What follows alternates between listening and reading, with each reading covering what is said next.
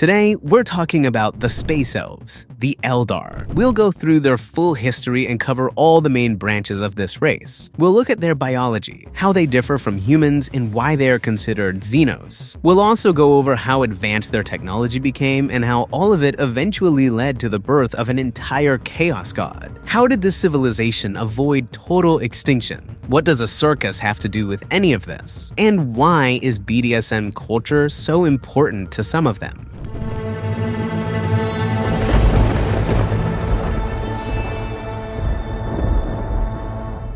Let's start with biology. At first glance, the Eldar look very close to humans. The main thing that immediately gives them away as Xenos is their pointed ears. And here you could ask, what's the problem then? After all, abhumans exist in the Imperium, or to put it simply, not exactly regular humans. These are entire branches of humanity that live inside the Imperium and are still officially considered human. Yes, their place in society is, to put it mildly, not exactly high. Most of the time, they're somewhere near the bottom of the social ladder, but they aren't wiped out because they're useful. This includes ratlings, basically the halflings of the Warhammer world, ogrins, huge, dumb, walking slabs of muscle, squats, essentially the dwarves of 40K, and many others. The list is pretty long. All these guys rank below regular humans in Imperial society. Well, except maybe navigators, who are kind of an exception to the rule, because without them, the Imperium simply couldn't function properly. But the main point is this: all the groups I just listed still have a human base. They're close to us. Over many thousands of years, they simply changed a bit, adapted to the conditions of different planets, mutated, and started looking different. So that raises a logical question.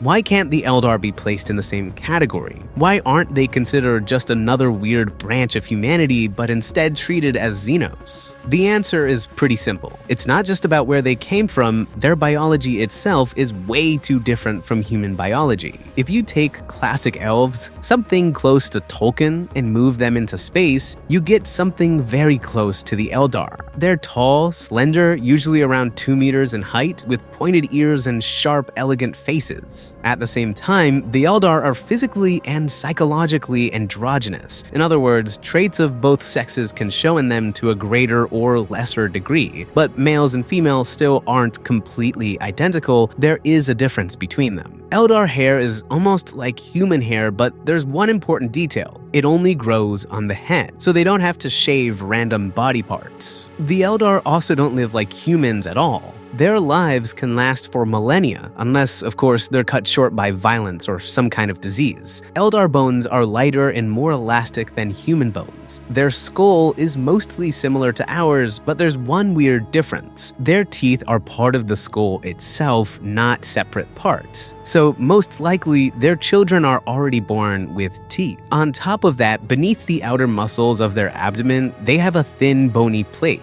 So landing a clean gut punch on them isn't that simple, gentlemen. And even that's not all. Eldar muscles are stronger and tougher than human muscles because they're built differently. If our muscle fibers mostly work like straight fibers moving toward each other, Eldar muscle fibers are more like a coiled spring. This spring-like structure is exactly why the Eldar are so fast. They can make sharp, powerful, and extremely sudden movements, even in situations where it seems like a human wouldn't have enough time to properly put force into a strike, wind up, or build enough speed in the strike. Their sight, hearing, and sense of smell are also several times better than a human's. Their internal structure seems somewhat similar to ours, but there are still plenty of differences. For example, an Eldar heart beats roughly twice as fast as a human heart. Their metabolism, naturally, is also faster and more efficient. The Eldar brain has more than 2 lobes. Their DNA is also stranger than human DNA.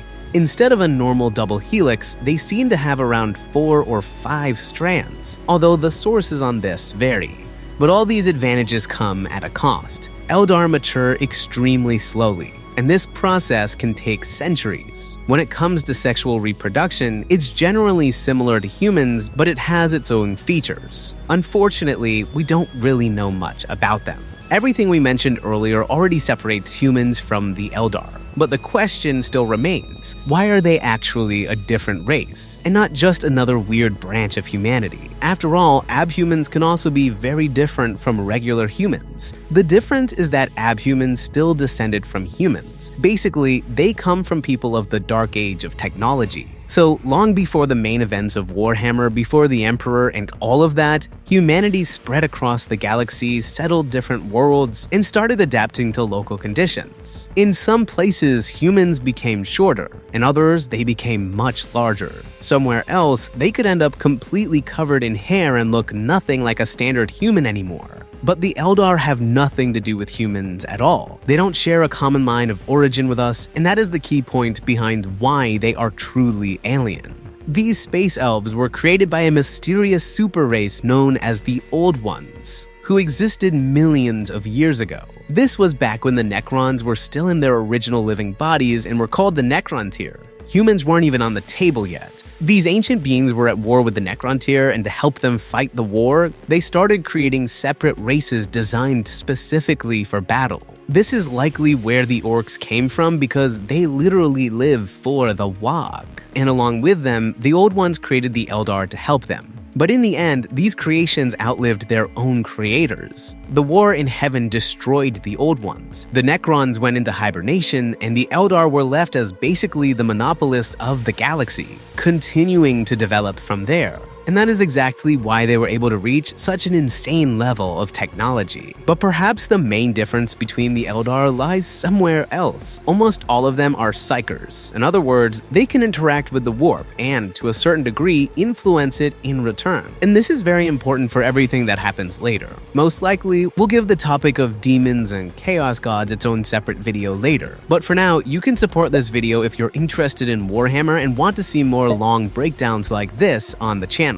So, Psykers and the Warp. This is both simple and complicated at the same time. The Warp, or the Immaterium, is a separate dimension, a space with its own laws of physics, or maybe no laws at all. Because the Warp is unstable by nature, at the same time it's connected to our world. The emotions and different psychic energies of living beings affect it, and the Warp in turn affects us. Demons also live in the Warp. In essence, they form from the souls of living beings and different emotions, usually negative ones. It could be a powerful desire to kill someone, an unstoppable thirst for knowledge, and things like that. For example, if a human is born with the gift of psychic power and is skilled and gifted enough, they can manifest the power of the Warp in the real world and break the law of physics. They can just make Xenos heads explode, move objects with telekinesis, control someone else's mind, and so on. The list of possibilities is huge. But all these abilities are extremely dangerous because the Psyker might lose control. In the best case scenario, the Psyker blows themselves up. In the worst case scenario, they open the way for a full demonic invasion. And if psychic ability is considered something unusual among other races, then among the Eldar, if not everyone has psychic potential, then at least every other one does. That's why they are connected to the Immaterium far more strongly than humans. And even an Eldar who can't directly use psychic powers still remains connected to the Warp. Also, when belief in something has a long enough influence, embodiments of specific emotions, actions, or desires can begin to appear inside the Warp itself. To put it simply, if a huge number of beings, especially beings strongly connected to the Warp, keep expressing certain emotions or believing in something for long enough, it can be reflected in the Immaterium and one day appear there as an entity. And that is exactly how entire gods can be born. For example, at least 3 powerful beings appeared among the Eldar this way, and they worship them as gods. Cain, the god of murder, violence, and war, Isha, the goddess of life, and Segorok, the laughing god, kind of like their own version of Loki. You could call them their original gods. At the same time, the Eldar are extremely emotional by nature, and this isn't just some personality trait, it's part of their biology. The stronger a being can feel emotions, the stronger, in theory, its influence on the Warp can be. That's exactly why the Eldar ended up with so many gods of their own, born from different parts of their emotional spectrum. Humans in the Warhammer universe, on the other hand, don't really have gods of their own. Well, except for the god Emperor, obviously. That's because humans aren't nearly as connected to the warp and there are far fewer psykers among them. Sounds pretty good, right? But there's a danger in it. If the Eldar get overwhelmed by powerful negative emotions, the consequences can show up not only in the real world but also in the immaterium. In other words, the warp, which of course is exactly what happens later. But we'll get to that soon. For a simple comparison, think of actors. We'll talk about them separately later. Many actors try to fully get into a role, taking on the traits, habits, and emotions of the character they're supposed to play. And there are plenty of known cases where a role messed with the actor's mind. For example, it could even drive someone to suicide. But with the Eldar, it's much worse, because their biology makes them feel anxiety, grief, pain, and anger far more intensely. And all of it affects not only real life, but the immaterium as well. For example, in the Warhammer universe, most ships, apart from those used by some Xenos races, use the warp for travel. A ship enters this parallel dimension, moves through it, and then comes out in another part of the galaxy. But inside the warp itself, time works differently. Roughly speaking, a ship can spend a week in there, but return to the real world in a completely different place after only a couple of days. Of course, other outcomes are possible too, but those are more like exceptions than the rule. There are also some obvious downsides. First, the opposite can happen as well, though again, that's more of an exception than the rule. Second, at the very least, demons live in the warp, so ships need to be protected by a Geller field, otherwise the crew can suffer from the influence of the warp and the local horrors can get inside the ship. So yeah, travel in this universe is extremely dangerous and complicated. The Eldar, however, went further and found a much safer way to move around. They traveled across the galaxy through their own alternative to the warp, the Webway. The idea behind the Webway is that it's a network of passages located between the real world and the immaterium. So technically, you're not fully inside the warp where demons live, but you're not in normal reality either. You're somewhere in between. This technology allows the Eldar to move from one place to another quickly and safely. It's one of their unique advantages, and almost no one else has anything like it. Because of that, the Eldar don't face the same risks as regular ships, which are forced to travel through the warp and deal with corrupting forces, mutations, and all the other lovely things the immaterium has to offer. So, Eldar technology didn't stop with the Webway. It kept developing, becoming more complex, more advanced, and more convenient. And by the 25th millennium, their civilization had reached a point where machines handled almost every need. Work as a necessity simply disappeared. They no longer had to survive, gather resources, build, or work for food and safety. They could dedicate themselves to anything they wanted. The Eldar also had almost no real rivals left. The Necrons were asleep, the Orcs were somewhere out there, busy with their own endless fights, and humans weren't seen as a serious threat. The Eldar looked at them as a race that was far too primitive. After all, humans appeared on their own while the Eldar were created specifically for war. Naturally, they saw themselves as superior, so there wasn't really anyone left for them to fear. And this is where the question comes up. If you live for thousands of years, if machines do everything for you, and if there are no serious enemies around, what are you even supposed to do? The answer is simple: entertain yourself. But entertainment and hobbies don't last forever. With lifespans like theirs, you can eventually try almost everything possible. Well, at least everything within reason. And over time, normal entertainment became boring to the Eldar. They wanted something more. That's how entire pleasure cults began to appear. The logic was simple. If you've already tried everything available, then it's time to go further and reach for the forbidden fruit of pleasure. To experience every possible and impossible sensation. And at that point, it doesn't really matter whether it feels good or hurts unbearably. The main thing is to feel something new and find satisfaction in it. Very quickly, this pursuit of pleasure turned into madness. The Eldar homeworld and their colonies began sinking into chaos. Mass killings broke out in the streets, cultists sacrificed other Eldar, and bloody rituals were carried out. All of it just for fun. Of course, not every Eldar went insane with the rest of them. Some looked at this new culture of pleasure and really didn't like where it was taking their race. At the same time, the problem wasn't only the murder, the cults, and the mass insanity. In a way, the disappearance of old limits even opened new possibilities. Ethical boundaries no longer got in the way. You could run the cruelest experiments, carry out any kind of research, and push science even further. But behind all these excesses, rituals, and killings, there was a threat far worse than the fall of a government or the collapse of society. Some Eldar saw the end coming in advance. They foresaw the fall of their civilization and the horrors that would follow. So they gathered like-minded people and left aboard separate world ships, the Craftworlds. But we'll come back to them later. So what am I getting at? As I already said, the Eldar are deeply connected to the warp. The emotions of living beings are reflected there. And when these space elves are involved, the effect becomes especially powerful. Now imagine several planets at once sinking into the search for new forms of pleasure. The Eldar are killing, torturing, committing atrocities against each other, and pushing everything into complete madness. Something like that couldn't just disappear without leaving a trace. And when a living being dies, it leaves the physical world and, once again, goes into the warp. In a way, you can think of it as this universe's version of hell. But Eldar souls leave a much stronger mark in the warp. An Eldar soul literally shines in the immaterium. Now imagine thousands, maybe even millions of agonized souls entering it every single day. In the end, this shook the stability of an already unstable dimension. Warp storms began erupting across the galaxy, and that is a very serious problem. Because of these storms, ships could no longer travel properly through warp space. Communication between systems was lost. Navigation through the immaterium stopped working. For example, humanity, which was still spreading across the galaxy at the time, simply stopped and collapsed. You can't contact other planets. Ships leave and never come back. Further development becomes impossible. Terra suffered especially badly, because by that point, it no longer had enough resources of its own.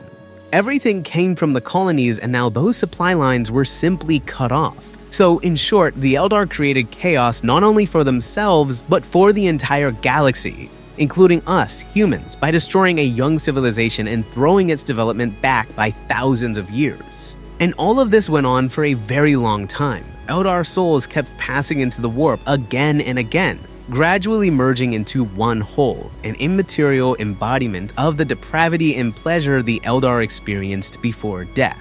By the 30th millennium, so many souls had gathered there that something terrible awakened. It gained self-awareness and was born, releasing a monstrous psychic scream. This scream was a wave of psychic warp energy so powerful that it literally blew away a massive galactic warp storm. And at the same time, it killed every Eldar who was caught within its reach. They simply couldn't withstand such a powerful blast of psychic energy. After all, the Eldar's connection to the warp is far too strong, and the wave itself was caused by their own souls. Exactly how many Eldar died and how it all happened in detail is unknown. But judging by the consequences, even space itself around their home system couldn't withstand that scream. Where their home system and nearby worlds once were, a rift appeared, connecting our reality to the warp. Today, it is best known as the Eye of Terror. It is a gigantic hole in space linking reality and the immaterium, possibly one of the most dangerous places in the entire galaxy.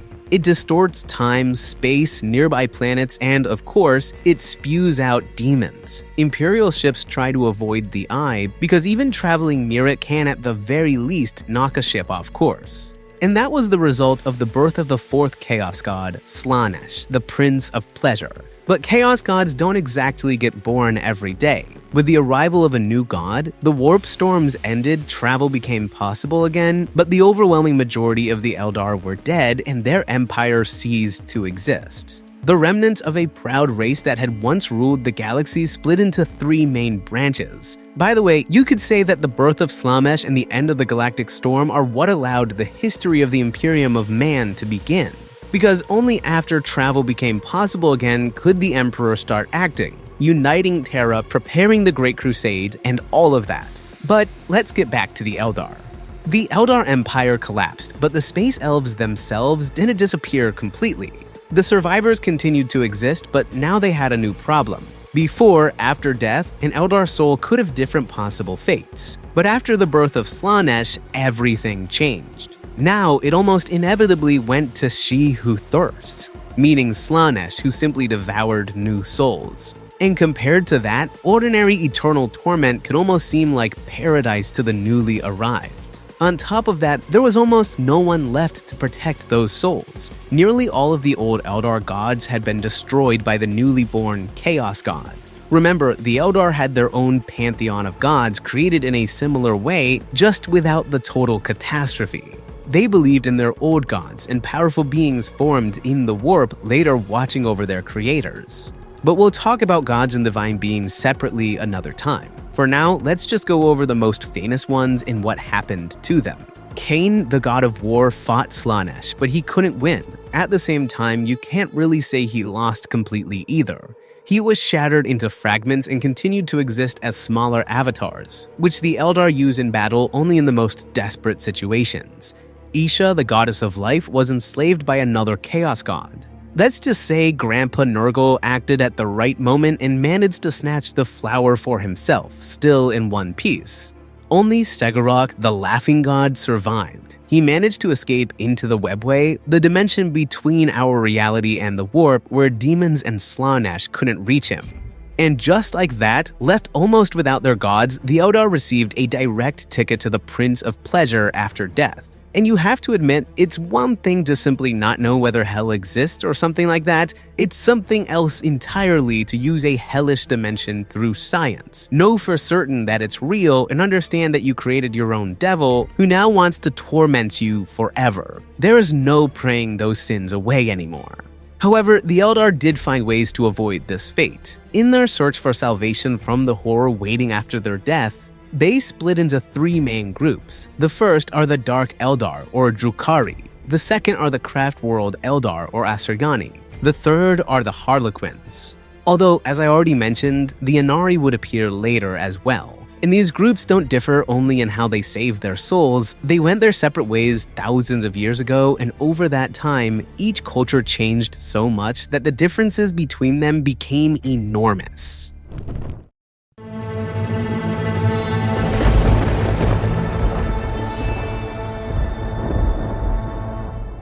Let's start with the Drukhari, the Dark Eldar.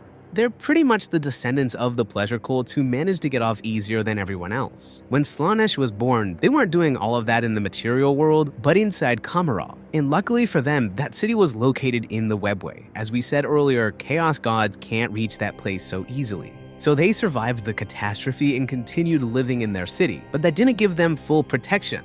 Even in Commorragh, the Drukhari could feel Slaanesh slowly pulling their souls toward them. And that's when the Dark Eldar found a way to delay the end. They realized that the pain and suffering of other beings allowed them to feed on the emotions and souls of others and restore their own youth. In other words, they could cheat death, and as long as you're not dead, she who thirsts can't get to you. Sounds logical enough. That's where their new way of life came from. Raid, slavery, and hunting for living prey. Attack a human colony, take prisoners, and then, back in Commorragh, send the monkey, meaning primitive humans, to the torture chambers, the laboratories, or the arenas. Also, the Dark Eldar can keep themselves alive forever. Commorragh itself didn't appear in the Webway by accident. Originally, it was an important strategic hub, a place the Eldar used even before their fall to quickly move their fleets between different colonies. The city was so valuable to the Empire that it was given autonomy and basically allowed to exist independently. And because of that importance and freedom, Commorragh eventually grew to a completely insane size. The Imperium of Man has hive cities. You can imagine them as a massive metropolis built on top of another massive metropolis, and then another one on top of that. Level after level, one giant megastructure with people living inside it. But even that kind of exaggeration looks modest compared to Commorragh. In terms of population, the Dark Eldar city easily surpasses some entire systems. So calling it just a city is probably not entirely accurate anymore, even though officially that's still what it's called. In practice, it isn't a city in the usual sense. It's a gigantic web of districts, ports, factories, palaces, and separate domains all connected into one impossible structure. In short, this place is unique in almost every way. First, Commorragh is located in the Webway, which means it is protected from many outside threats. This is Eldar technology and not everyone can get inside. So within their own city, the Drukhari feel fairly secure. On the other hand, something on this scale requires a monstrous amount of energy, so the Eldar simply steal entire stars from real space, drag them into their own domain, and drain them for power. And finally, Commorragh is one of the main fragments of their old advanced civilization. This is where a huge part of their ancient knowledge survived. That's why many would love to get into the local library, but we'll come back to that later. Now let's look at who actually keeps Commorragh running. The city lives on betrayal, power struggles, and constant attempts to remove your rivals before they remove you. But even with all of this chaos, the Drukhari still have their own power structure and their own division of roles. To put it simply, their entire society rests on 4 main forces: cabals, witch cults, homunculus covens, and mercenaries. We should start with the cabals. They are the main military force of the Dark Eldar, and they're basically a mix of pirate fleets, criminal syndicates, and private armies of noble houses. Their main job is to raid real space and come back with as many slaves as possible. For Commorragh, prisoners are one of the most important resources. Prisoners are traded, passed around as payment, and eventually used to keep the Drukhari alive. We'll get to the specific combat units later. Witch cults play an equally important role among the Dark Eldar. In Commorragh, they're responsible for bloody entertainment for the crowds. In their arenas, they stage brutal shows where captured slaves, warriors, or monsters are killed in the most elaborate ways possible. These shows allow the audience to put their weapons aside for a while, feed on the pain and suffering of others, and even regain a bit of their youth. In a way, it's Commorragh's local social welfare program. Only, as usual with the Drukhari, it works through blood and torment. The arenas can be very different, and so can the traps inside them. Every cult has its own coliseum with its own rules and its own dangers. In some places, it's spinning blades. In others, gravity wells. And somewhere else, dangerous beasts are released into the arena, all for the spectacle, the variety, and to make sure the crowd doesn't get bored. At the same time, witch cults aren't just meat grinders for entertainment. They constantly sharpen their combat skills. And don't think that just because it's called a witch cult, it's only women. There are plenty of men among them too. For example, some arenas have special bike tracks where the cults hold races. There are plenty of men among those riders. Beastmasters, on the other hand, are more often women. Usually, several succubi lead the arena and the cult, but in reality, one of them is usually the real leader while the others try to climb higher and surpass her. Succubi are the true queens of the arena. Sometimes they are called brides of death. For them, combat isn't just a bloody spectacle, but an art form, something their culture sees as beautiful and almost perfect. Nothing draws more spectators to the arena than the performance of the succubus herself, a beautiful maiden without a single scar. With monstrous precision, she beheads her opponents and doesn't even let them touch her. But of course, it would be strange to keep skills like that only for entertaining the crowd. So the succubi don't limit themselves to the arena. They gladly go on raids in search of worthy opponents. Whether it's a Space Marine chapter master, an orc war boss, or even another Eldar like a Craftworld Autarch, who we'll talk about later. Next come the homunculus covens. These are Commorragh's specialists in pain, agony, and most importantly, biological horrors. They hold an extremely important place in Commorragh's society because they have more than enough work to do. For example, they are the ones who create monsters like grotesques and racks. These are horrifying creatures of bone and muscle built for killing, torture, and all the other lovely things the Drukhari enjoy. But there is a difference between them. Racks are volunteers who serve the homunculi. They act as personal bodyguards and are also masters of torture themselves. In many cases, that is exactly what they are made for. Grotesques, on the other hand, are prisoners who have been dragged through true hell. Days or weeks of torment, brutal operations, and transformation into living killing machines. But the monsters are not the main point here. The real role of the homunculi is something else. They grow new Eldar in tubes, heal the wounded, and sometimes even bring the dead back to life. Of course, resurrection only works for a limited time. If no more than a day has passed, a Drukhari can still be brought back, as long as their soul hasn't drifted too far away. The process itself naturally is once again tied to someone else's pain. The Drukhari body is placed inside a special cocoon within a regeneration chamber, and the chamber itself is positioned above a torture room. The screams, cries, and suffering of the victims feed the Drukhari body with energy, and it begins to regrow the missing parts. First, the skeleton and internal organs, then the muscles, and of course, the skin. So everything grows back from the inside out.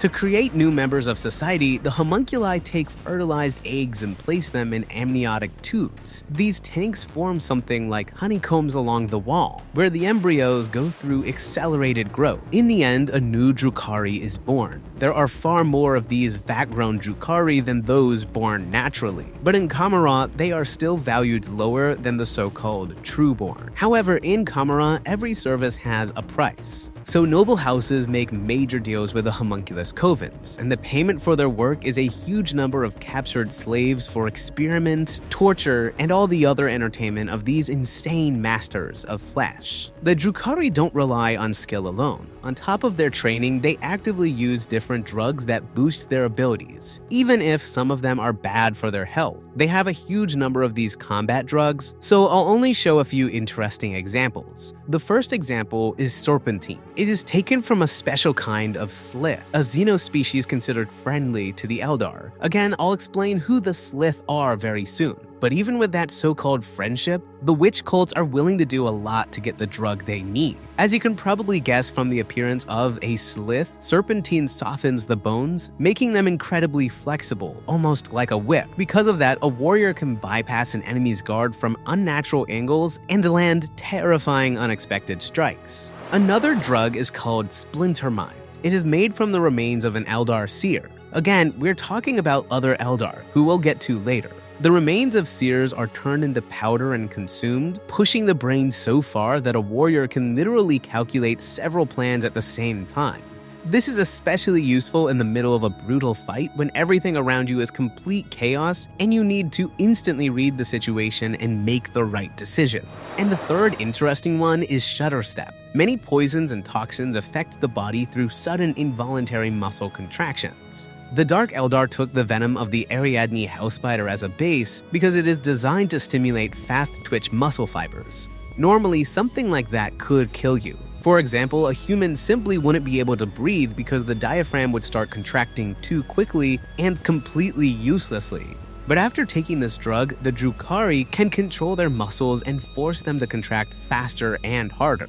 As a result, their movement speed reaches completely insane levels. And considering that Dark Eldar doctrine is to rush in fast, strike, grab slaves, and get out, to me, this is the perfect drug for warriors who are constantly rushing in and out. But skill alone and even combat drugs still aren't enough to win, so the Drukhari need the right weapons and armor. And to me, their weapons show very clearly what kind of race they are and what they are trying to achieve. The Drukhari turned weapons into more than just tools for killing. They turned them into instruments of pain. Their weapons are made not so much to kill the enemy quickly, but to torture, capture, and cause as much suffering as possible, which in their case makes perfect sense. If the enemy has to die anyway, they might as well suffer first and feed the Dark Eldar with their suffering before death. And those who can be taken alive and dragged back to Commorragh will later be tortured with some of those same weapons. The most common weapons in Commorragh are splinter weapons. They work on a railgun-like principle. Inside, there is a neurotoxin hardened into a crystal. This crystal is broken into shards and fired at enormous speed.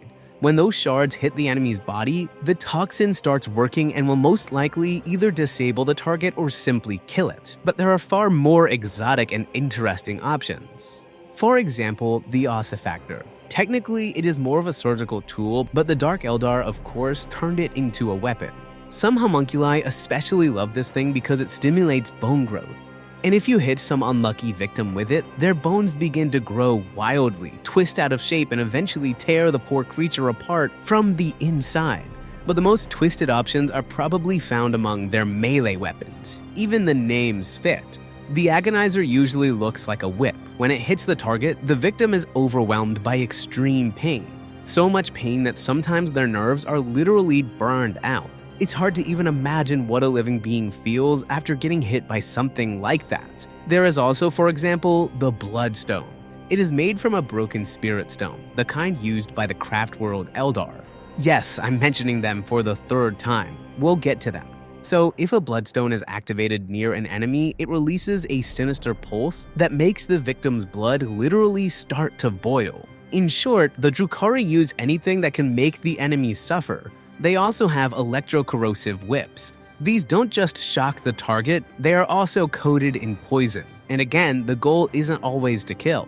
It's to disable the enemy, make them writhe in pain, and break any will to resist. Honestly, with the Drukhari, it's hard to find a melee weapon that isn't coated in some kind of poison or toxin. After all, their main goal usually isn't to slaughter everyone on sight, but to gather slaves. And, if possible, enjoy the suffering of their enemies along the way. That leaves the ones we haven't really talked about yet: mercenaries. These are different Drukhari warriors who either don't fit into the three main structures of their society, or belong to ancient warrior traditions and have been selling their blades for centuries to anyone willing to pay. Incubi are a good example. Incubi are elite fighters, and some consider them the best warriors among the Dark Eldar.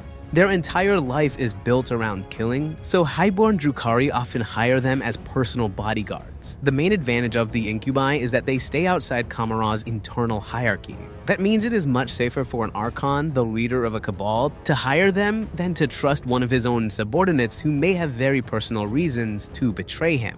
Because among the Dark Eldar, power is held through strength, cunning, and the ability to lead a cabal to victory. Weak, stupid, or random leaders almost never last here. If someone like that appears, they are removed very quickly.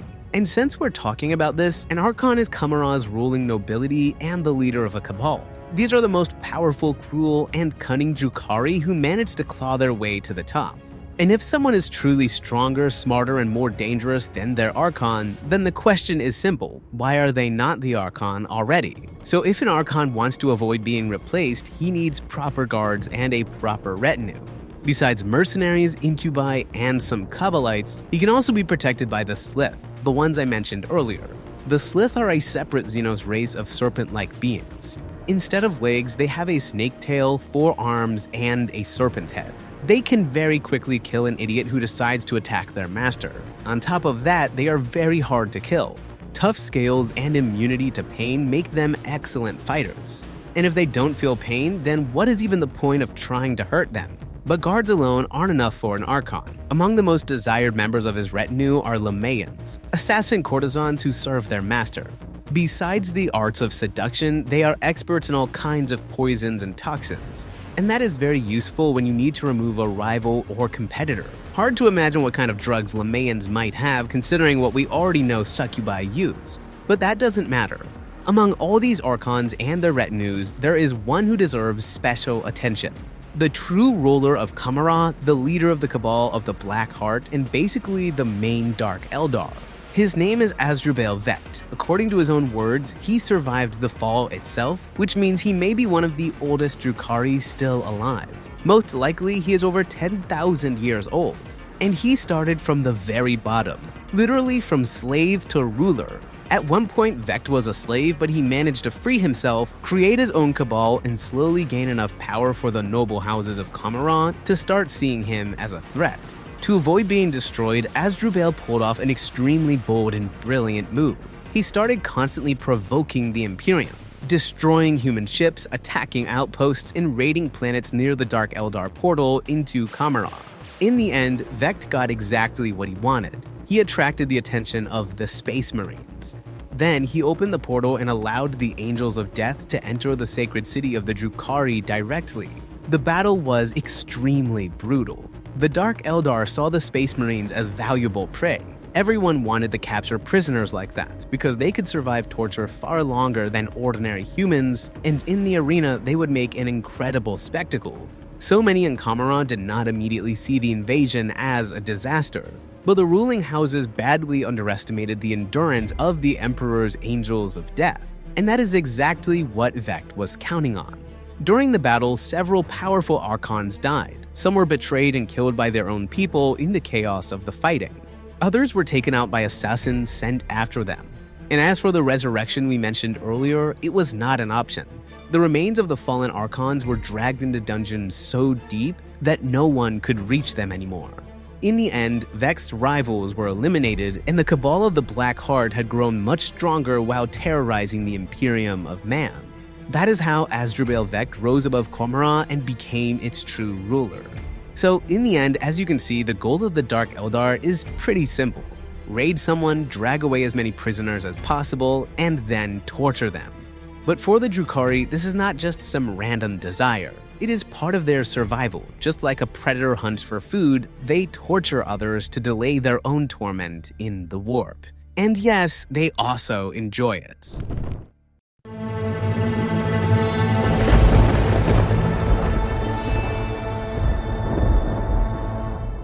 We've already dealt with the Drukhari. In many ways, they never really moved away from the way they lived during the fall. If anything, over time, they only became even more addicted to cruelty, torture, and the suffering of others. The very thing that once destroyed the Eldar became their way of surviving. Ironic. But what about the others? The ones who left the old worlds before it was too late? Here, there are at least two major groups, the Exodites and the Craftworld Eldar. And that's where we'll start. They live on Craftworlds, gigantic world ships that are not just vessels, but entire societies drifting through space. Before the fall, things were simpler. Craftworlds were trading vessels that traveled through space at sublight speeds and often spent long periods of time outside the borders of their empire. That's why they didn't just have crews of workers or pilots, entire families lived on them. Over time, these Eldar became more and more separated from the normal society of their kin. And that is exactly what helped them survive. While the Eldar on the planets were sinking deeper into degradation and stagnation, the people of the Craftworld saw it all from the outside. When their ships returned to their home worlds after 3,000 or 4,000 years, it was hard not to notice what was happening. So shortly before the fall, they came back, took with them those who wanted to leave, and simply got as far away as possible. Although they still couldn't avoid the catastrophe completely. As I said earlier, some of the refugees died from Slaanesh's awakening itself, but most of them managed to survive that nightmare, and now they live on their Craftworlds. Of course, over 10,000 years, these worlds have grown dozens, if not hundreds of times larger. By that point, they were no longer just trading vessels, but homes for huge numbers of Eldar. They had to be expanded, rebuilt, and adapted for a new way of life. As a result, Craftworlds became so enormous that some of them can be the size of a moon, if not larger, while holding the population of an entire planet. Inside, they are divided into different zones. Some areas contain natural environments that provide oxygen and food, while right next to those forested regions, there can be docks holding entire Eldar fleets. Okay, the Craftworld Eldar survived. They left early, lived through the scream of Slaanesh, and now they live on their world ships. But then comes the main question: how do they protect their souls? With the Drukhari, everything is clear. Even inside the webway, Slaanesh is slowly pulling them toward her. But the Craftworld Eldar chose a completely different way to protect their souls. For that, they need spirit stones. These are special crystals that react to psychic energy, and after death, they become a trap for an Eldar soul. So when an Eldar dies, their soul doesn't fly into the warp to be devoured by Slaanesh. Instead, it ends up inside the stone and stays there. After that, the stone can be connected to the Craftworld or placed inside a war construct. That way, the dead Eldar still remains close to their people and can continue helping the living. Of course, it doesn't exactly sound like paradise. You're already dead and you don't get any normal rest either. But if the choice is between that and eternal torment inside a chaos god, the stone starts looking much better. But these stones aren't just lying around anywhere. Since they work with souls, the warp is clearly involved. That means they have to be found in the places where the central wards of the Eldar Empire once stood. In other words, now around the Eye of Terror. And that is, to put it mildly, a dangerous place. The warp still presses against reality there, demons can sense the Eldar, and chaos forces can absolutely attack them. But they barely have a choice. Without spirit stones, the Craftworld Eldar risk falling into the hands of she who thirsts after death. With a stone, they can join with other souls and literally become part of the ship. But trapping the soul is not enough. For the soul to remain active and stay connected to the Craftworld, they need Wraithbone. Wraithbone or psychoplastic is the material the Craftworld Eldar use for almost everything. Buildings, ships, weapons, and many other things. For their culture, it is not just a useful resource, but one of the foundations of their entire way of life. Basically, it is warp energy that has been pulled into reality and made solid. This is done by bone singers, specially trained masters who literally grow this material. Wraithbone is also incredibly strong. Even adamantium, the material used in Space Marine armor, cannot always match it. On top of that, it is almost alive. Over time, Wraithbone can repair itself and Bone Singers can speed up that process. But the most important part is that it conducts psychic energy. Because of that, Eldar souls can move through the Craftworld and remain connected to it. In fact, Craftworlds are largely made from it. That is where all the soul magic comes from. Souls can move through the ship, and when needed, a soul can be placed inside a war machine. It becomes almost like a drone, but the Eldar version. And Wraithbone conducts not only psychic energy, but regular energy as well. That's why the Craftworld Eldar don't need wires the way we understand them. The material of the ship itself already does that job. Craftworld Eldar weapons are a different story. They don't show what these Eldar are like as clearly as Drukhari weapons do, but they still say a lot about their culture. Especially when you remember that almost all of this war gear is connected to Wraithbone. Let's start with the most basic Eldar weapon. Although basic is a very relative word here because it looks nothing like human firearms, bolters, or laser weapons. I'm talking about shuriken weapons. Inside them, there is a special crystal that serves as the ammunition. An energy pulse cuts an extremely thin layer from it, shaped like a shuriken, which is where the name comes from. After that, the projectile is accelerated by gravity generators. The crystal shifts, the weapon repairs the next layer, and the process repeats again. Something similar, by the way, existed in the first Mass Effect, so the shape of the projectiles doesn't have to be exactly the same every time. They can be stars, triangles, circles, or actual shurikens. And one small crystal is enough for roughly 1,000 shots. The main advantage of this weapon is the enormous speed of its projectiles. Because of that, they can easily pierce many types of armor. According to some sources, the rate of fire starts at least at several dozen shots per second and sometimes reaches a couple hundred. For comparison, the famous six-barreled M61 Vulcan fires around 100 shots per second on average. But the Vulcan is huge, heavy, and it also overheats. Shuriken weapons, meanwhile, can be relatively small, roughly the size of ordinary assault rifles. They are lighter, more compact, and they don't overheat in the same way because there's no gunpowder explosion inside. Of course, there are downsides too. Regular firearms have rifled barrels. Because of that, the bullet spins and can fly farther and more steadily. But a thin shuriken projectile can't really be spun along its axis in the same way simply because of how it is formed. That's why most of these weapons are not very good at long range. The Eldar compensate for this with mobility, fast transports, quick attacks, and their own natural speed. Yes, there are rarer modifications with longer barrels and extra targeting systems, but even those still don't always match the accuracy of similar human weapons like bolters. Besides shurikens, the Eldar have other interesting tools as well. For example, prism cannons and vibro cannons. And no, a vibro cannon is not what you just thought it was. Vibro cannons are sonic weapons. Sound is vibration. After all, hence the name.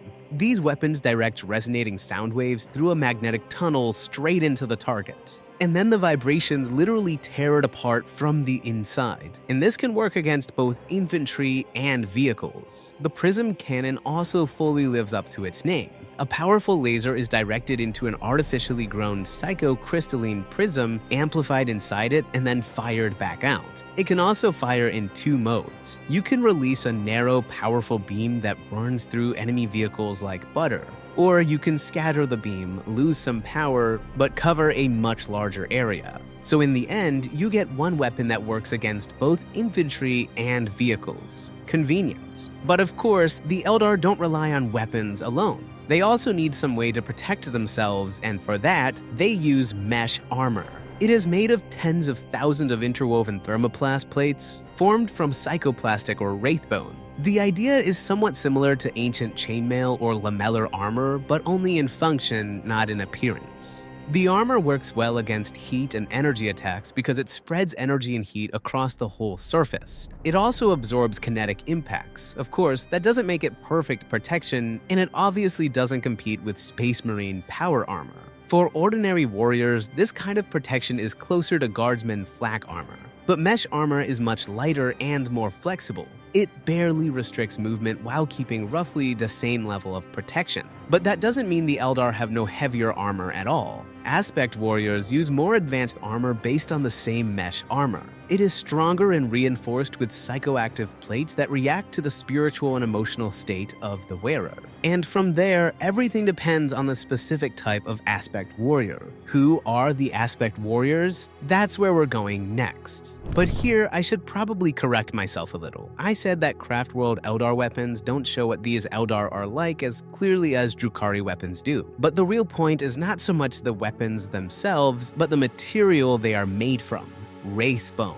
And this is where Wraithbone becomes a truly important part of their lives. Think about it. The Craftworld Eldar live on artificial worlds. They don't have normal planets with natural resources, they don't have their own land, and they don't have easy access to metals. But they do have the warp, that same good old warp they learned to make almost everything from. That's why Wraithbone is so important to them. It is not just something they use here and there, a huge part of their existence literally depends on it. It helps souls move through the ship.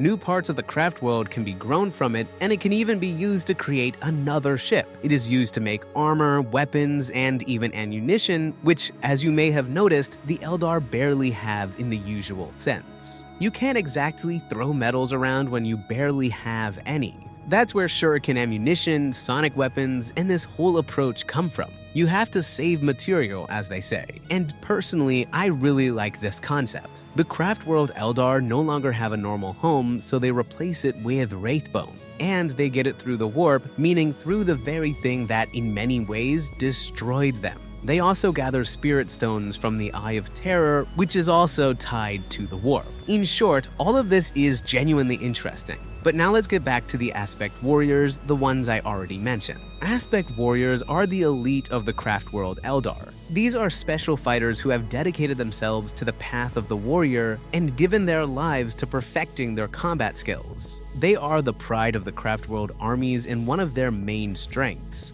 They have some of the best equipment, but at the same time, each of these warriors is built for a very specific task. In other words, different types of aspect warriors exist for different roles on the battlefield. For example, Banshees are fast melee fighters. Most of them are women. They don't rely on brute force, but they make up for it with speed and precision. When Banshees close in on the enemy, they release a terrifying scream that stuns and disorients the target. And while the enemy is still trying to understand what is happening, the Banshees are already forcing them into close combat.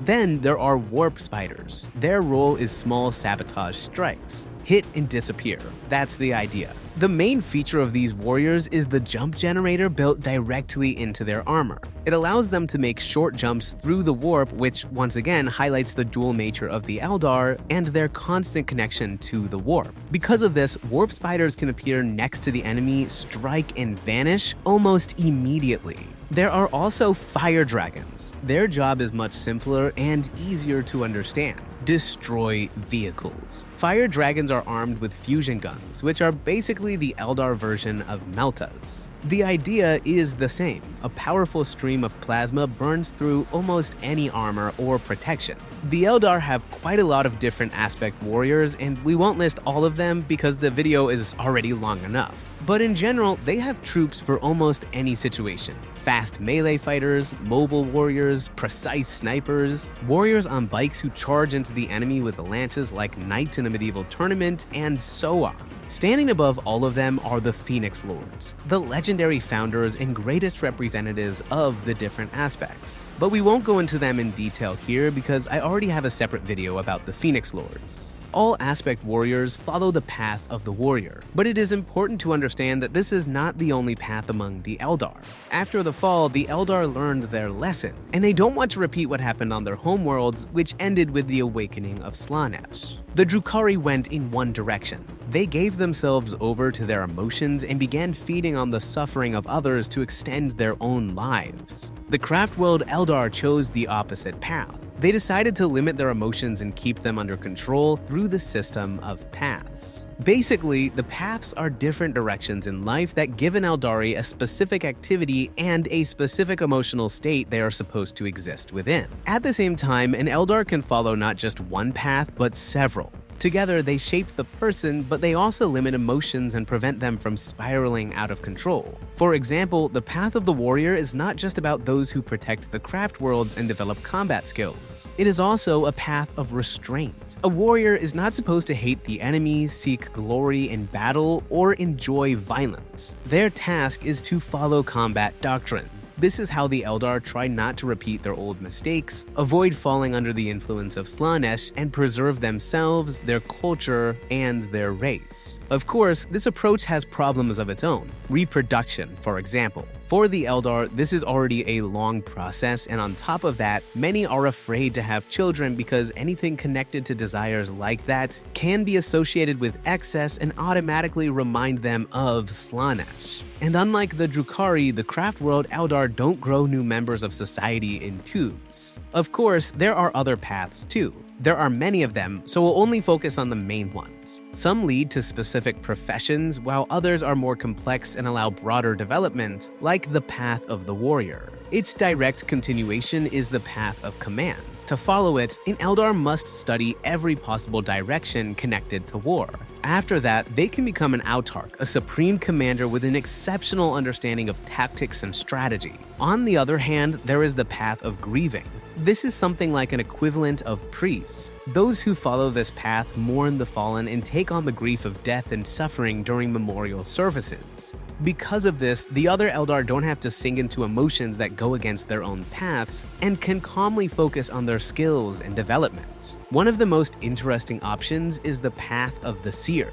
This may be one of the most difficult, changeable, and rare paths. Usually, it is followed by the strongest Eldar psykers, who later become seers, warlocks, and other similar figures. The Eldar are already powerful psykers by nature, so seers who train for their entire lives have enormous power and can partially see the future. On top of that, they can control Wraithbone at roughly the same level as Bone Singers, and of course, when necessary, they can unleash powerful warp energy against their enemies. When you think about it, the Craftworld Eldar are in a pretty grim position. They are constantly surviving through compromise. They don't have planets of their own, so they have to grow their own worlds. And they grow them through the warp, a power they themselves, to put it mildly, don't exactly love. They hide their souls inside stones, which also have to be gathered almost from under Slaanesh's nose. There is no real progress, their problems aren't going away, and because of that, sooner or later, they will probably just die out. At the same time, as you've already noticed, they are still incredibly advanced. Their technology, weapons, and craft worlds are genuinely impressive. But you can also look at this problem from another angle. After all, the pleasure cults among the Eldar appeared largely because of excessive development. Their empire had almost no enemies left, and they barely had to do anything themselves, because machines did almost everything for them. So it makes sense that some Eldar saw technology itself as part of the problem. That's why the fall of the Eldar Empire was not only predicted by the Craftworld Eldar, there were others too. They are called the Exodites. The Exodites chose a different and much more radical path. They left for the farthest corners of the galaxy and settled on planets that were often extremely harsh. Compared to other Eldar, this makes them stand out immediately. After all, the Eldar had left manual labor behind a very long time ago, while the Exodites had to literally go back to working with their own hands. They farm the land, gather natural resources, live in tribes, and overall follow a much simpler, almost primitive way of life. When most of the Eldar died at the moment of Slaanesh's birth, and some of the Craftworlds managed to survive the psychic shock, the Exodites had mostly already reached safe planets. Like the Crafts, they use spirit stones, but their systems and rituals are a little different. The Exodites have a world spirit, a special psychic place where the soul and minds of the dead are preserved. The most interesting part of the Exodites is probably their connection to nature. Technologically, they are still advanced, but overall, they see excessive technology as a problem. That is why, for example, they actively use local dinosaurs. And now we have a space elf riding some kind of raptor with a spear, almost like a knight at a medieval tournament. Sounds pretty funny, of course. But for a long time, these guys were barely explored and barely represented with models. Now though, Games Workshop is finally bringing the Exodites to the table through Kill Team Exodite, with Dragon Masters, Dracoliths, and even the option to build Exodite Dragon Knights. So we will probably get more information about them, but for now, they still haven't become a full separate army in Warhammer 40K.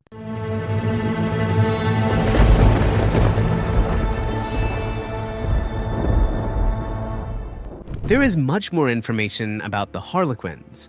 They are a space circus with elves. The Harlequins, or Riliatan, are a separate subgroup of the Eldar who chose their own path even before the fall. They don't serve the Craftworlds, the Drukhari, or the Exodites. Their loyalty belongs to only one god, Cʀᴇᴅ. They appeared back when the pleasure cults were beginning to form among the Eldar. At that time, the future Harlequins decided to perform their dances based on Eldar mythology and use theatrical performance to reflect the state of society. In simple terms, they were trying to show where their race was heading. But the audience didn't exactly appreciate the performance. Apparently, they forgot to leave a like, didn't subscribe, and overall, the atmosphere in the hall was pretty bad. Instead, the crowd became hostile, a long fight broke out, and the Harlequins had to develop not only the art of dance, but also the art of war, just so they wouldn't be wiped out. Here, it is important to remember that before Slaanesh was born, the Eldar had gods of their own. And for these clowns, the main one was Cʀᴇᴅ. Most likely, the Eldar themselves created him through their influence on the warp. He is the god of trickery, so it is no surprise that he was the only one who survived the birth of Slaanesh and escaped into the webway where the new goddess could not reach him. And since their version of Loki is still alive, he can protect his followers and take their souls after death. Because of that, the Harlequins don't need spirit stones or any other complicated ways of hiding from Slaanesh. After death, they simply end up in the realm of their god because Cʀᴇᴅ still protects his chosen. The interesting part is that Harlequins are not born, they are made. They can be recruited from the Craftworld Eldar, the Drukhari, or even the Exodites. Yes, all these groups are different, but deep down, they are still Eldar. So in Harlequin troops, you can find members of different branches of their race who ended up there in the strangest ways. Someone might simply be pulled out of a crowd without anyone noticing. Someone else might see a strange masked figure that everyone around them seems to completely ignore, and that figure seems to be calling the Chosen One closer. Because of stories like this, different Eldar cultures even have their own warning tales about the Harlequins. Like, don't wander off, little Eldar, or the Harlequin will come and take you away. But no matter how an Eldar ends up among the Harlequins, there is no way back. The past no longer matters. Not friends, not family, not old duties. Now, they belong to a Harlequin troop, and they have a role to play in the performance. And one of the Harlequins' tasks is literally to put on a show. They travel between different worlds, Commorragh, Craftworlds, and sometimes even the Exodites' maiden worlds. They perform ritual dances that remind the Eldar of their great fall. They tell stories about the forgotten gods of their race, ancient myths, and the old stories of their culture. In a way, the Harlequins are the ones who connect the scattered fragments of the Eldar into something at least somewhat whole. At first, this might sound strange, but Harlequins are often placed among the strongest Eldar warriors. Their way of life demands perfect control over the body, movement, reaction, and every single action. And when skills like that are brought onto the battlefield, it is no longer a dance, it is a massacre. The Harlequins themselves are divided into light, dark, and twilight. These are not different armies or strict castes, but rather roles in their eternal performance. Each type behaves differently both on stage and in battle. The troop master, the formal leader and main actor of the troop, also acts according to this role. If he takes on the light role, he can rush into battle like the hero of the story, taking all the attention onto himself. If he takes on the dark role, he plays the villain, pushing forward, taking revenge, and choosing the cruelest or most effective way to remove the enemy. And if he takes on the twilight role, he prefers to wait for the right moment, catch the enemy's mistake, and strike back. But the Harlequins barely have a normal hierarchy. Here, every actor performs their part in the show, while the troop master simply guides the troop and holds everything together. And yet, among them, there are those who stand completely apart. Solitaires, the strangest and most dangerous Harlequins. In Harlequin performances, someone has to play Slaanesh, the greatest evil in their entire story, and that role is taken by the Solitaires. It is said that they no longer have souls, and the role of a solitaire itself feels less like a profession and more like a curse. Here, the main nature of the Eldar appears again, their emotions and their connection to the world. To play Slaanesh, a solitaire doesn't just put on the mask of a villain. He takes on the image of the worst enemy of his race, lives through it, and effectively gives part of himself to that role. In other words, to portray Slaanesh, you have to become, in some sense, the thing you are portraying. And because of their nature, the Eldar really can go that far. But only the strongest and most resilient can endure something like that. You have to play the living punishment for the mistakes of your own race and still not lose your mind. The price, however, is still monstrous. After death, the souls of solitaires are usually doomed to fall into the hands of Slaanesh, unless Cʀᴇᴅɪᴛ somehow manages to cheat her out of them. Because of that, they usually keep to themselves and only sometimes join Harlequin troops to perform their role in the show. When it comes to weapons, the Harlequins are still Eldar. They also use shuriken weapons, but because of their fighting style, they usually prefer more compact versions, like pistols. They need to keep their speed, avoid restricting their movement, and use weapons that don't interfere with their dance across the battlefield. In general, all of their equipment is built around one idea: confuse the enemy. Drukhari weapons are often built around pain. Craftworld Eldar weapons are tied to versatility, survival, and wraithbone.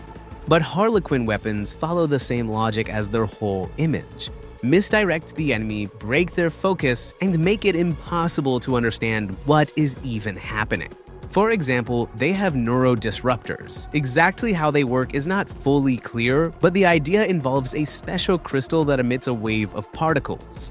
These particles enter the enemy's body and disrupt the nerve signals inside the brain. They also have hallucinogen grenades. These release an invisible gas that attacks the enemy's mind in the most unpredictable ways. In the best case for the Harlequins, the victim simply drops out of the fight. In the worst case for the victim's allies, they start shooting their own side. Against vehicles, they have weapons with a similar logic. They don't always need to destroy the machine, only disable it. For example, haywire cannons. In simple terms, these are electromagnetic weapons that can break even reliable systems inside enemy vehicles. But the Harlequins' main strength is still close combat, and this is where their theatrical nature really shows. They have 3 signature melee weapons strongly associated with the Harlequins: the Harlequins' Caress, the Harlequins' Embrace, and the Harlequins' Kiss. The Caress covers the Harlequin's head in a phase field. Because of that, the Harlequin can pass through armor or the enemy's outer shell and reach directly inside the body. In other words, they can literally grab the enemy's heart and tear it out. The Embrace works differently. This weapon releases a cloud of monofilament wire that wraps around the victim. The enemy ends up in those very embraces, except instead of tenderness, there is a razor-sharp monofilament thread that turns the body into a bloody mess. And the Harlequin's Kiss is its own kind of nasty. Inside the weapon is a tightly coiled monofilament wire. When it strikes, the wire shoots out, pierces the enemy's body, unfolds inside, and then pulls back in. And when things get inside, the enemy's insides are simply liquefied. Death comes almost instantly. But the Harlequins don't confuse the enemy only with weapons. Their armor follows the same logic. For protection, they use holosuits, armor with holographic generators that make the Harlequin an almost impossible target to track. The effects can vary. The wearer's silhouette can shatter into thousands of fragments, their outline can break apart into a cloud of particles, or their figure can seem to appear somewhere else even though the Harlequin only took a single step. From the outside, it can look almost like magic. All of this breaks the enemy's perception. Hitting a Harlequin is already difficult, and now add Eldar speed, silence, and natural agility on top of that. In the end, on the battlefield, they don't just fight, they put on a real bloody performance. The Harlequins are not only performers and warriors. There are rumors that they are connected to one of the most mysterious places of the Eldar, the Black Library. At the very least, people believe they know where it is and help protect it. The Black Library itself is a legendary vault of their race's knowledge. After the fall, some ancient technologies and records remained on the Craftworlds, but there is a problem with that. The world ships scattered in different directions, and each one carried away only part of the shared legacy. No single ship could take absolutely everything. On top of that, not all Craftworlds survived the following millennia. Some were destroyed during the catastrophe itself, others were lost, and some were later captured, destroyed, or looted. And against all of this, the Black Library exists, a place where knowledge survived far more completely, but finding it is almost impossible. Its location is hidden, and even among the Eldar, not many know where it is. All we know is that this vault is hidden somewhere deep inside the webway. It contains data on Eldar technologies, studies of the warp, its laws, and everything connected to chaos. In short, it is an archive of the most dangerous knowledge: how the warp works, what horrors it hides, and what secrets should probably never be released. Among these sources is a copy of the Book of Magnus. Yes, the same traitor Primarch who was one of the strongest sorcerers deeply studied the warp and recorded some of his knowledge. And if knowledge like that falls into the wrong hands, the consequences could be monstrous. Even a small part of it could help someone create or destroy entire worlds. That is why almost no one is given access, and it is not just a simple "you are not allowed in" situation. The Black Library itself has a mind of its own and only lets in those who are pure and strong enough in spirit. In other words, those who can control the chaos within themselves instead of becoming another toy for it. Only a handful of humans have ever entered it. Inquisitor Bronislaw Chevak was once allowed inside, but Ozek Ahriman, the great sorcerer of Tzeentch from the Thousand Sons Legion, is not allowed in. He has been hunting for the Black Library for a long time in search of forbidden knowledge, but to this day, he still has not managed to reach it.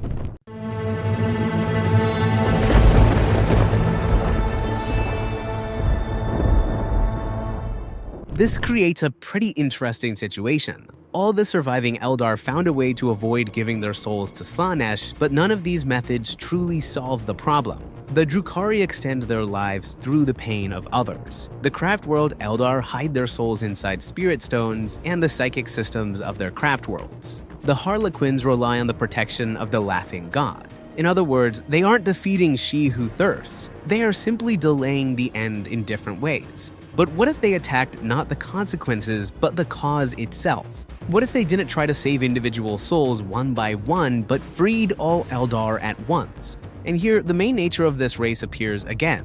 Their emotions, their connection to the warp, and their possible ability to create gods of their own. On one Craftworld, a belief began to spread that a new Eldar god could be born, Ynnead, a god of death who, in theory, could defeat Slaanesh and free the souls of the entire race. And honestly, it makes sense in a very Eldar way. If one god we created became the problem, then we create another god to solve it. But there was one huge problem with Ynnead. He is a god of death, and that means to awaken him fully, the ritual would have to be tied to the death of all Eldar. Over time, all kinds of Eldar gathered around this idea and called themselves the Ynnari, meaning the reborn. Compared to the other Eldar groups, this movement appeared very recently, and it unites followers of Ynnead from different branches of their race: Craftworld Eldar, Harlequins, and even Drukhari. At the heart of the Ynnari are Yᴏᴜʀ and the Vizark, and Yᴏᴜʀ herself managed to live through very different sides of Eldar life. First, she lived on a Craftworld, then she became involved in piracy, and later she ended up as a gladiator in Commorragh. And it was there in Commorragh, when she was literally on the edge of life and death, that Ynnead, the Eldar god of death, brought her back. The most interesting part is that Ynnead's awakening almost happened. The Eldar really could have completed the ritual, destroyed their own race, and by doing that, freed themselves from Slaanesh. But everything fell apart because of humans. The Death Watch learned about some terrifying Xenos ritual and decided to intervene. And the logic is understandable. What if these Eldar were preparing some kind of super weapon against humanity? Who knows? In the end, it created a pretty harsh irony. Humans wanted to stop a dangerous Xenos ritual, but in reality, they saved those same Xenos from complete self-destruction. But even after the ritual was interrupted, Ynnead still managed to awaken partially. That was enough for his avatar to appear among the Ynnari, a being capable of using a small portion of the god of death's power. Its name is the Incarnate. After that, the issue with Ynnead was still not fully resolved. The god of death had manifested, but he had not awakened enough to free the Eldar from Slaanesh once and for all. So Wğᴇᴜ began looking for another path, not through the death of the entire race, but through ancient artifacts, the 5 crone swords of Morai Heg. In simple terms, these are the swords of a goddess tied to life and death. If they are gathered together, they could grant a power directly connected to the theme of Ynnead. After all, he is the god of death, so the logic is easy to understand. The Eldar have already managed to obtain 4 of the swords, but the 5th is a much bigger problem. It is hidden inside the palace of Slaanesh itself. So to get the last sword, they would literally have to go into the one place no normal Eldar would ever want to approach. That is why this task looks almost suicidal. But even with that problem, the Ynnari didn't disappear. On the contrary, the movement continues to grow, and more Eldar from different groups continue to join it. The influence of the Ynnari is also becoming hard to ignore. Wğᴇᴜ managed to make contact with humans at a time when the Imperium had no room left for pride or hatred of Xenos. More than that, the Ynnari helped bring one of the loyalist Primarchs, Fᴇᴜ, back into action. Of course, that doesn't mean humans and Eldar suddenly became best friends. The alliance between them is weak, temporary, and extremely fragile. But it still exists because they have a common enemy: chaos. What happens to the Eldar next, no one really knows. Maybe the Craftworld Eldar will keep slowly fading away because of their problems with reproduction. Maybe Commorragh will, over time, become more and more of a city of Drukhari grown in tubes, until Slaanesh eventually reaches them anyway. Or maybe the different fragments of this race will one day come together and finally strike back against their greatest enemy. For now, all of that remains unanswered. The future of the Eldar is still hidden from us. So, that was our video about the Eldar. And yeah, it turned out absolutely massive, but the topic itself was never going to be small. And now, as usual, write in the comments who I should cover next: the Orcs, the Tyranids, or the Necrons. If you want more Warhammer, and if you enjoy these longer breakdowns, also write that in the comments. And leave a like so I can see that this topic is worth continuing. Actually, for long videos, it is probably better to write that in words. But if you simply want more Warhammer, then leave a like. That part is obvious. And if you want to support the channel directly, you can become a channel sponsor. Special thanks to my only sponsor, Just Keeping It Real. And thank you to everyone else as well for watching until the end. That's it. See you next time.